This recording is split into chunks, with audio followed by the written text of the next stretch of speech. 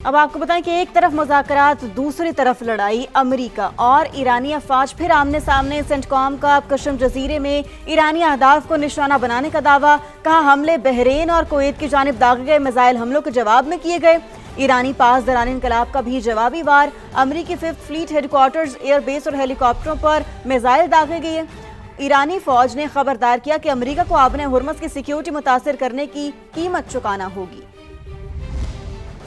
مشرق وسطی میں جنگ کے شعلے پھر بھڑکنے لگے۔ امریکہ اور ایران کے ایک دوسرے پر پھر حملے، کشیدگی میں اضافہ۔ مذاکرات کے باوجود امریکہ اور ایران پھر آمنے سامنے۔ امریکی سینٹ کام نے کشم جزیرے میں ایرانی اہداف کو نشانہ بنانے کا دعویٰ کر دیا۔ بیان میں امریکی افواج نے کہا حملے بحرین اور کویت کی جانب داغے گئے میزائل حملوں کے جواب میں کیے گئے۔ سینٹ کام نے بحرین میں امریکی ہیڈ کوارٹر اور فضائی اڈوں پر حملے کی خبروں کو غلط قرار دیا اور واضح کیا کہ آبِ ہرمز کی ناکہ بندی جاری رہے گی۔ ایرانی پاسداران انقلاب کا بھی جوابی وار۔ امریکی اہداف پر میزائل اور ڈرون حملوں کا دعویٰ۔ ایرانی فوج کے مطابق امریکہ نے جزیرہ کشم میں کمیونیکیشن ٹاور پر حملہ کیا، جس کے جواب میں امریکی اڈوں کو نشانہ بنایا گیا۔ امریکی 5th fleet headquarter, air base اور ہیلی کاپٹروں پر میزائل اور ڈرون داغے گئے۔ ایرانی فوج نے خبردار کیا کہ امریکہ کو آبِ ہرمز کی سیکیورٹی متاثر کرنے کی قیمت چکانا ہوگی۔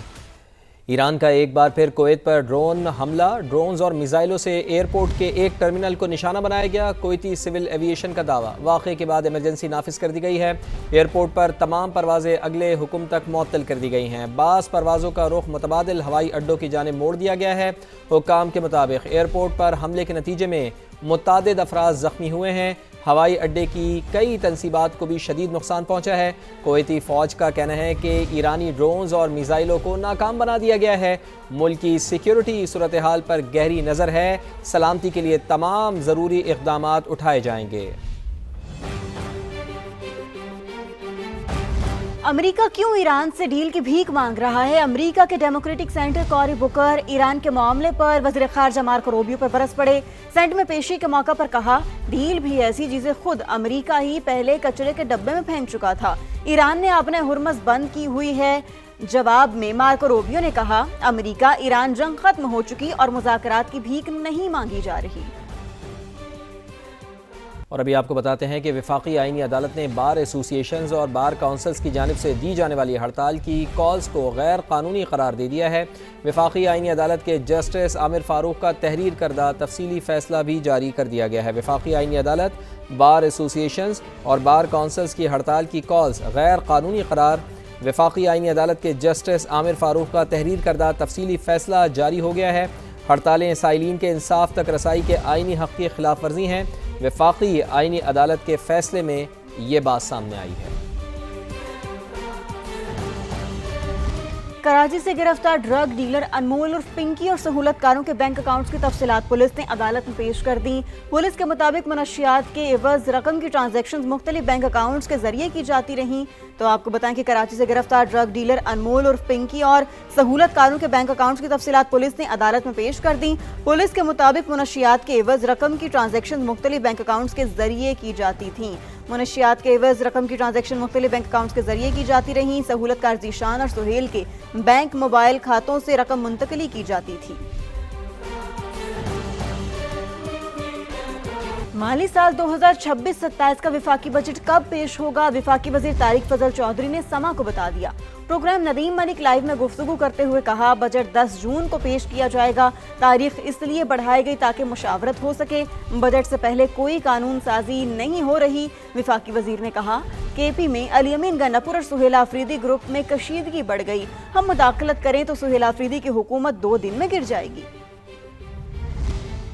کی جو پہلی پروپوزل تھی وہ 5 جون کی تھی اور اب جو ہے بجٹ وہ 10 جون کو آ رہا ہے انشاءاللہ۔ کوئی قانون سازی بجٹ سے پہلے نہیں ہو رہی اور صرف میں نے آپ کو بتایا ہے کہ مشاورت کے لیے یہ تاریخ جو ہے چند دن آگے کی گئی ہے۔ جو اتحادی حکومت ہوتی ہے وہ بجٹ میں اس کی 2 مجبوریاں ہوتی ہیں، ایک بجٹ تیار کرنا، پھر اپنے اتحادیوں کو راضی کرنا۔ علی امین گنڈاپور گروپ اور جناب سہیل آفریدی گروپ، ان کے اندر اب لڑائی اور کشیدگی اس قدر بڑھ گئی ہے۔ آج اگر ہم اس میں ذرا سا بھی کوئی نقب لگانے کی کوشش کریں تو سہیل آفریدی صاحب کی گورنمنٹ جو ہے 2 دن میں گر جائے گی، 2 دن میں۔ وفاقی حکومت کا PSDP میں صوبائی نوعیت کے منصوبے بتدریج ختم کرنے کا فیصلہ، صوبوں سے سماجی تحفظ، دفاع اور قومی سلامتی کے امور میں حصہ ڈالنے کا بھی مطالبہ۔ سندھ اور خیبر پختونخوا حکومت نے وفاقی حکومت کی نئی حکمت عملی پر شدید تحفظات کا اظہار کر دیا ہے۔ صوبوں کو راضی اور IMF سے معاملات طے کرنے میں وفاقی حکومت کو سخت مشکلات کا سامنا ہے۔ مزید جان لیتے ہیں اسلام آباد سے سما کے بیورو چیف شکیل احمد ہمارے ساتھ موجود ہیں۔ جی شکیل صاحب، کیا پتہ چل پایا ہے؟ دیکھیں، وفاقی ترقیاتی جو پلان ہے اس کے تحت جو پرانے کو مکمل کرنے کے لیے 10,800 ارب روپے درکار ہیں، لیکن اس سال وفاقی حکومت نے اپنے منصوبوں کے لیے 1,226 ارب روپے رکھے ہیں اور صوبوں نے 3,138 ارب رکھے ہیں۔ ایسے میں وفاقی حکومت کا یہ کہنا ہے کہ جو PSDP ہے وفاقی، اس میں صوبائی نوعیت کے منصوبے جو ہیں ان کو بتدریج ختم کر دیا جائے گا، اور حکومت کی کوشش یہ ہے کہ وفاقی منصوبوں پر فوکس کیا جائے اور صوبے اپنے وسائل سے فنڈ خرچ کریں، نہ صرف ترقیاتی منصوبوں پر بلکہ سماجی تحفظ پر بھی، قومی سلامتی پر، دفاع میں بھی کنٹریبیوٹ کریں۔ لیکن صوبوں نے شدید تحفظات کا اظہار کیا ہے، خاص طور پر صوبہ سندھ اور KPK جو ہیں ان کا یہ کہنا ہے کہ ان کو ترجیح دی جانی چاہیے PSDP میں۔ اس سال بھی 100 ارب روپے وفاقی حکومت نے رکھے ہیں صوبائی نوعیت کے منصوبوں پر، اور اس کے علاوہ 87 ارب روپے جو ہیں وہ اتحادی جماعتوں کے جو اراکین ہیں ان کو دینے کے لیے رکھے ہیں۔ 50 کروڑ روپے ان کی اسکیموں کے لیے دیے جائیں گے، لیکن ٹیکس امور میں بھی صوبوں کو تحفظات ہیں۔ خاص طور پر KPK کا یہ کہنا ہے کہ جو 786 جو منصوبے ہیں وفاقی، اس میں صرف 6 منصوبے KPK کے ہیں، ان کے لیے 1.2 ارب رکھے گئے ہیں، حالانکہ 8.6 ارب روپے ان کو سڑکوں کی تعمیر کے لیے بھی دیے جا رہے ہیں، لیکن ان کا یہ خدشہ ہے کہ PSDP میں ان کا حصہ بتدریج بالکل ختم ہو جائے گا۔ اسی طرح سندھ کو تحفظات ہیں کہ جو GST کی جو GST ختم کرنے کا جو پلان ہے، جو ایکسٹینشن ختم کرنے کا جو اس پہ جو دی جا رہی ہے چھوٹ، اس کو نہ کیا جائے بلکہ اس کو برقرار رکھا جائے، اور اس حوالے سے سندھ حکومت اور وفاقی حکومت کے درمیان مزید مذاکرات ہوں گے۔ آج بھی یہ بیٹھک ہوگی، رات بھی مذاکرات ہوئے تھے، کافی ہنگامہ خیز مذاکرات تھے، اور نئے بجٹ کی حکمت عملی طے کی جائے گی اور اس کے بعد نئی تاریخ کا تعین کیا جائے گا۔ اگرچہ 10 تاریخ کا کہہ چکے ہیں وزیر پارلیمانی امور، لیکن ابھی بھی قومی جو اقتصادی کونسل ہے اس کے اجلاس کے لیے اور دیگر امور طے کرنے کی مشاورت جاری رہے گی، اور IMF سے بھی وفاقی حکومت مشاورت کرے گی، کیونکہ IMF 15,000 ارب سے زائد ٹیکس ہدف۔ بہت شکریہ آپ کا شکیل صاحب۔ اب آپ بتائیں، پنجاب کے نئے مالی سال کے بجٹ کی تیاریاں، صوبائی حکومت نے سرکاری ملازمین کی تنخواہوں میں اضافہ وفاقی حکومت کے فیصلے سے مشروط کر دیا۔ ذرائع کے مطابق پنجاب کے سرکاری ملازمین کی تنخواہوں میں اضافہ وفاق کی منظوری کے بعد کیا جائے گا۔ مزید جانتے ہیں نمائندہ سما عباس نقوی سے۔ عباس، کیا فیصلہ کیا گیا ہے؟ جی دیکھیے، پنجاب حکومت کے نئے مالی سال کے بجٹ کے حوالے سے اہم اور بڑی خبر یہ ہے، ذرائع کا یہ کہنا ہے کہ پنجاب حکومت نے سرکاری ملازمین کی تنخواہوں میں اضافہ وفاقی حکومت کے فیصلے سے مشروط کر دیا ہے۔ پنجاب کے سرکاری ملازمین کی تنخواہوں میں اضافہ وفاق کی منظوری کے بعد کیا جائے گا، جبکہ صدر ذرائع کا یہ بھی کہنا ہے کہ وفاقی حکومت کے اضافے کے بعد پنجاب میں جو دستیاب وسائل ہیں ان کی بنیاد پر یہ فیصلہ ہوگا۔ وفاقی حکومت کے بجٹ پیش کرنے کے بعد ہی پنجاب حکومت ملازمین کی تنخواہوں میں اضافے کا فیصلہ کرے گی۔ ذرائع کا یہ بھی کہنا ہے کہ پنجاب کے سرکاری ملازمین کی تنخواہوں میں اضافہ 10% ہوگا یا زیادہ، یہ ابھی التوا کا شکار ہے، اس حوالے سے غور و خوض کیا جا رہا ہے۔ جی ٹھیک ہے، بہت شکریہ عباس۔ تو وزیر اعظم میاں محمد شہباز شریف کے ساتھ موجود ہیں ملک کی معروف کاروباری شخصیات، اور گفتگو بھی ان کی جانب سے کی جا رہی ہے۔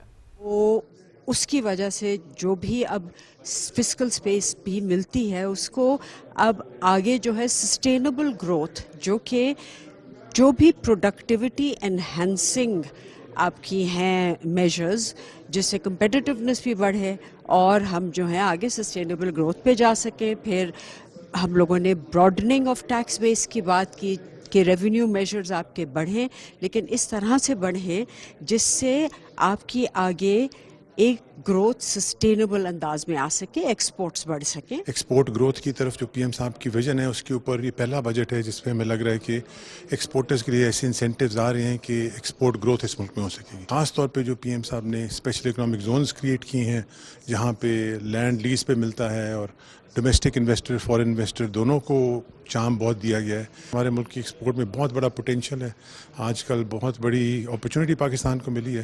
پاکستان کے گلوبل امیج کو بہتر ہونے کی وجہ سے ہم بہت جلد ایک بہت بڑی ایکسپورٹ ڈیسٹینیشن بننے لگے۔ IT ایکسپورٹ آپ نے دیکھا ہے کہ اتنے سالوں سے ماشاءاللہ کمپاؤنڈڈ گروتھ ہے، تو اس کو کنٹینیو کرنے کے لیے جو ہم نے سجیشن کی ہے کہ جو ایک ہماری پالیسی ہے فکس ٹیکس ریجیم کی، جو کہ 5 سالوں سے چل رہی ہے، we want to continue that. AI کے لیے ہم جتنی انویسٹمنٹ کر سکتے ہیں، AI سوورنٹی، AI کے models local banana, I think this is so vital کہ اس پہ جتنے پیسے ہم لگا سکتے ہیں اپنے یوتھ کو ट्रेन करने के लिए वो कम है. सो आई थिंक हमारा जो पूरा मिशन है कि हम जितनी R&D कर सकते हैं, जितनी जॉब्स इधर मुल्क में क्रिएट कर सकते हैं, वो जॉब क्रिएशन पे फोकस करें. और मेरी हम्बल रिक्वेस्ट है हर किसी से कि जितनी human resource development and training पे हम फोकस कर सकते हैं, हर कॉर्पोरेट उस पर काम करे और पाकिस्तान में हर बच्चे को ट्रेन करे AI की मदद से, ताकि हम पाकिस्तान में एक्सपोर्ट ग्रोथ कर सकें. हम बिज़नेस लीडर्स ने वज़ीर-ए-आज़म और उनकी टीम की पॉलिसीज़ की तारीफ़ की जो मुल्क को स्टेबलाइजेशन की तरफ लाया है, मगर इसके साथ साथ अब मौका आ गया है कि जो सैलरीड क्लास है और जो बिज़नेस है उनके ऊपर टैक्स के बोझ को कम किया जाए और जो अनडॉक्यूमेंटेड सेक्टर्स हैं उनको टैक्स में लाया जाए ताकि मुल्क में आसानी पैदा हो और मज़ीद तरक्की की तरफ पाकिस्तान जा सके. पाकिस्तान के लिए एक्सपोर्ट्स बहुत ज़रूरी हैं. पाकिस्तान की जो एक्सपोर्ट लेड ग्रोथ है उसके लिए टैक्सेशन के निज़ाम को बेहतर बनाने के लिए कहा गया है ताकि पाकिस्तान की एक्सपोर्ट्स में इजाफा हो सके. जो सबसे इम्पॉर्टेंट चीज़ें हैं एक्सपोर्ट के लिए हमें देखना है, एक तो आपकी एनर्जी प्राइसेस होती हैं, उस पर काफ़ी काम हुआ है, रेट्स काफ़ी नीचे आ गए हैं और आगे भी जाते हुए दिख रहे हैं कि और भी नीचे आएंगे. अगर आप देखें IT में हर कुछ हो रहा है, जो AI की चीज़ें हो रही हैं, रोबोटिक्स हो रही हैं, मशीन लर्निंग हो रहा है, तो पूरा इसके ऊपर हमें एम्प्लॉयमेंट भी चाहिए. तो एम्प्लॉयमेंट IT जो आपको दे सकता है फ्यूचर में, या तो टेक्सटाइल दे सकता है. जहाँ से भी दुनिया में रॉ मटीरियल, चाइना से चाहिए, वियतनाम से चाहिए, इंडोनेशिया से चाहिए, कोरिया से चाहिए, हम जहाँ से भी ले आएँ उसके ऊपर वैल्यू एडिशन करें, हमारे लोग एम्प्लॉय होएं, उसको सिएं और वापस बाहर भेजें. तो आई थिंक इससे काफ़ी फ़र्क पड़ेगा.